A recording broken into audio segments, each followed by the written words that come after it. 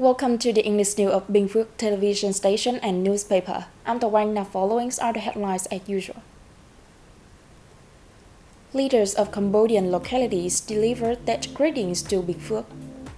200 Tết gifts presented to policy beneficiaries and poor people in Bình Long town. Enterprises extend Tết greetings to Binh Phuoc television.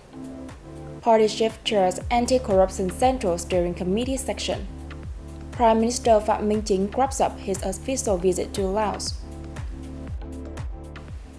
And now our details. Leaders of Binh Phuoc province recently hosted a reception for officials from the 6 Cambodian provinces of Kampong Cham, Kampong Thom, Kratie, Mondulkiri, Stung Treng, and Tabong Khamun who come to deliver Tết greetings to the province. Chairman of the Provincial People's Committee, Trần Hiền, expressed his delight at meeting the close friends. On behalf of the Cambodian delegation, Governor of Kratie Province, Vathon, extended Tết greetings to leaders of the provincial party and authorities, sectors, organizations, and citizens. He expressed a strong belief in the sound relations between Binh Phuoc and Cambodian localities over the years, saying he was impressed by the robust development of Binh Phuoc province, especially its post-pandemic recovery. Highlighting an array of external activities held between the two sides in 2022, Secretary of the Provincial Party Committee Nguyễn Mạnh Cường expressed a hope that the Cambodian provinces will continue with economic cooperation activities in 2023.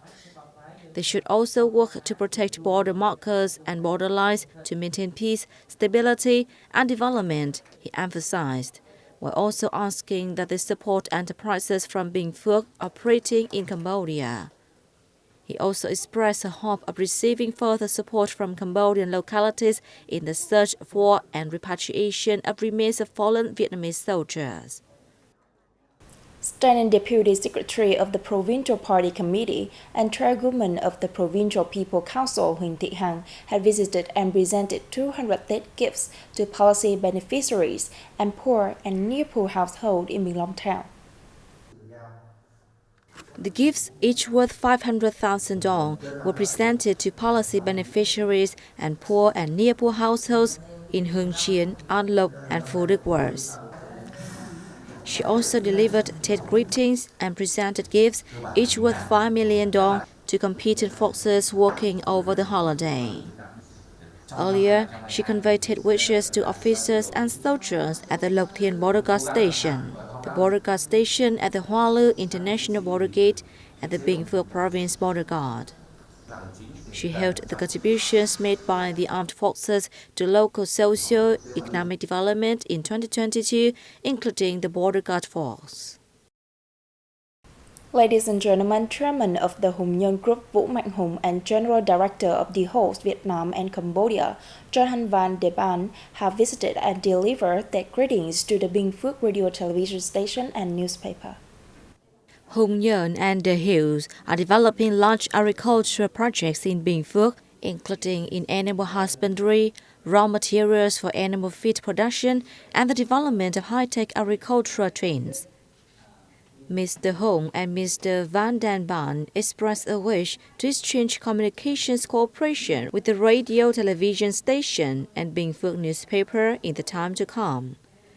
Director and Editor-in-Chief of Radio Television Station and Binh Phuoc newspaper Nguyễn Thị Minh Nhâm said it will bolster cooperation with the two companies to bring their images closer to domestic and foreign friends.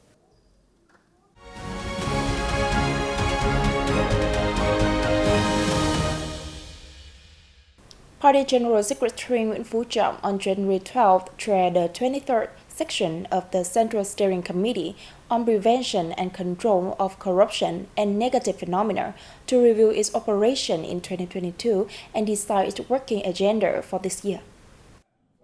General Secretary Trong, who is head of the committee, said that the prevention and combat of corruption and negative phenomena in Vietnam has been implemented drastically to deter and prevent further violation, yet in a humane and appropriate manner.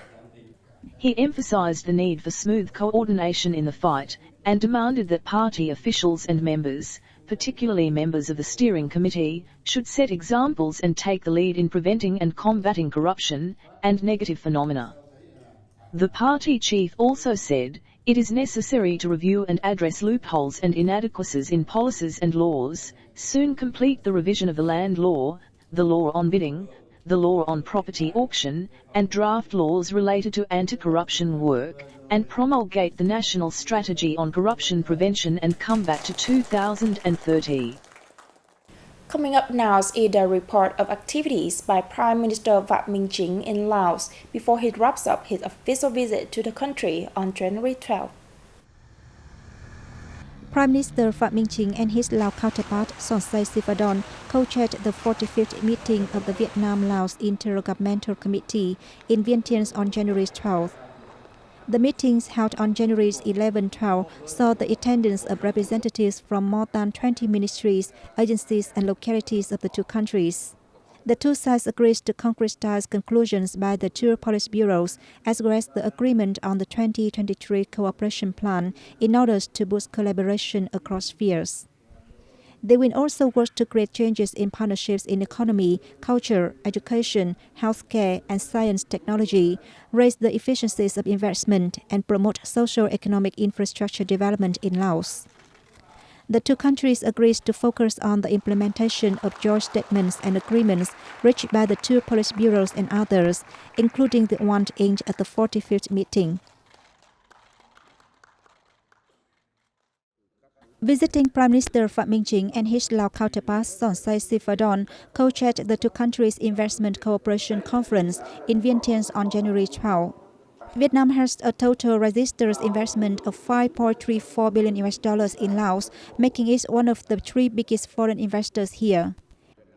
Meanwhile, Laos has continually been the top destination among the 79 countries and territories that Vietnamese businesses have invested in. The Lao Prime Minister said his government will assign its ministries of planning and investments to overhaul foreign investment policies and procedures, create a favorable and fair investment climate, improve the readiness to have enterprises effectively carry out projects, and tackle investment and business bottlenecks. Prime Minister Chính applauded efforts by the two business circles to surmount difficulties and challenges to contribute to socio-economic development in each country.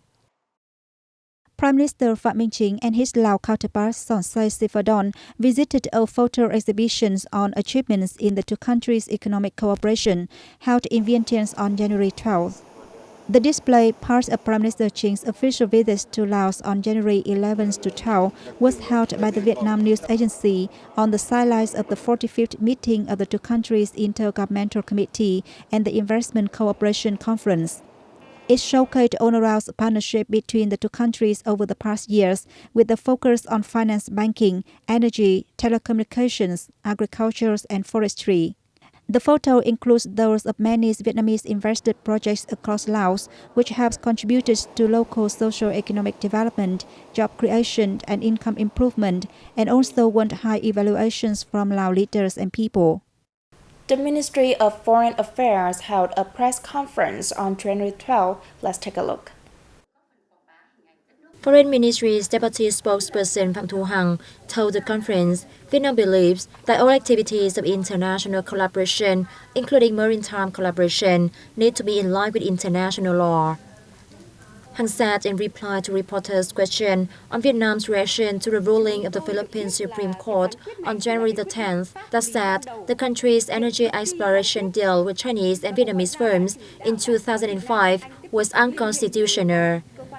The court held that the Constitution of the Philippines does not allow foreign entities to exploit natural resources. The deal expired in 2008. Hằng made clear that Vietnam has sufficient legal foundation and historical evidence affirming its sovereignty over Hoàng Sa and Trường Sa in accordance with international law. Ladies and gentlemen, that is all for today on BPTV News. Thanks for your watching and goodbye for now.